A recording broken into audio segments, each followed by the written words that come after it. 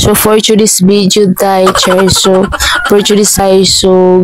ayan guys, katatapos lang namin kumain dyan. So ayan yung mga pinggan namin guys na wala ng laman. So andyan kami guys, nakaupo lang kami dyan kasi katatapos lang namin kumain dyan guys. So ayan guys, nakaupo lang si kumari nyo dyan guys kasi nga katatapos lang namin kumain guys.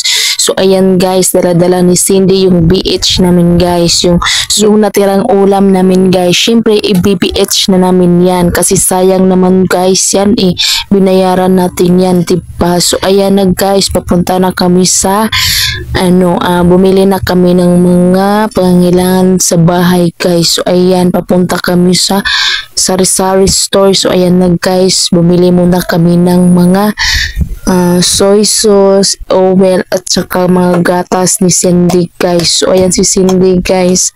So hindi rin magpapatalo dyan si Cindy guys, no? Kasi tinulungan niya tayong mag-grocery. So ayan din sila ni Mig guys. Kumuha din siya ng kanyang mga chocolate. So ayan, dala-dala ko yung mga grocery namin guys. Siyempre, konti lang yung binili natin dyan guys, no? Kasi wala naman tayong pera So wala tayong madaming pera. So ayan, pagtitiisan nyo na lang yung salita ako dito guys kasi hindi naman ako marunong magtagalog So I'm subanin kasi. So ayan guys, ipina-counter na namin yung nabili naming grocery guys. So ayan, dala-dala na ni Mr. yung grocery natin guys, no? Kasi ikakarga natin dyan sa motor guys. Syempre dyan sa carrier ng motor. So diba lang naman sa truck guys, wala naman to yung truck dito.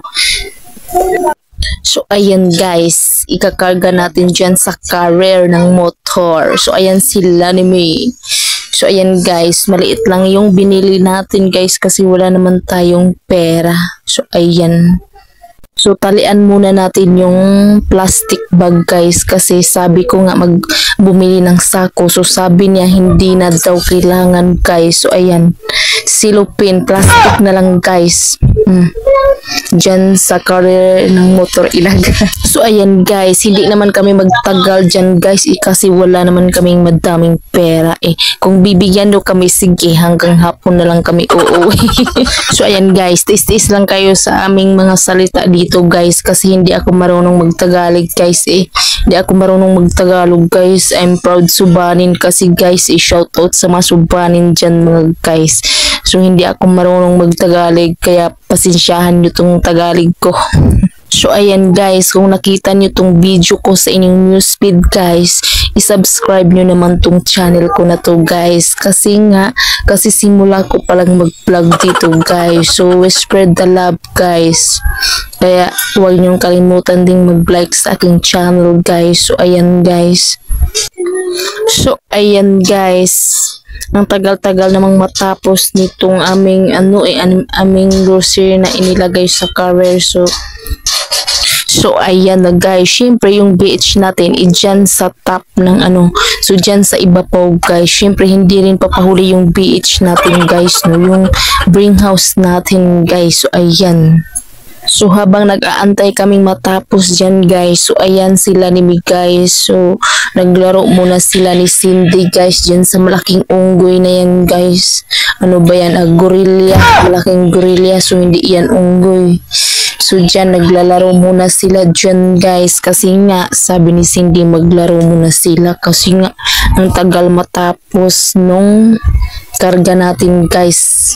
So ayan na guys, medyo malapit nang matapos ni Mr. yung maliit lang naman yung grocery namin guys. Isang oras pa naman bago matapos. So ayan na guys, ready to uwi na kami guys. So ayan pa pala guys. So bumili pa si Mr. ng ulam namin guys. Syempre di rin papahuli yung ulam natin dyan. So itinimbang muna ng tindera guys. So ayan, malaking ulo ng baboy guys yung ulam natin. Syempre masarap naman yung ulo ng baboy na yun guys. So diba? So ayan guys, medyo tiningnan ni Mr. yung wallet niya kasi baka walang So ayan, tumawad pa pala guys kaya may patawa-tawa pang nalalaman.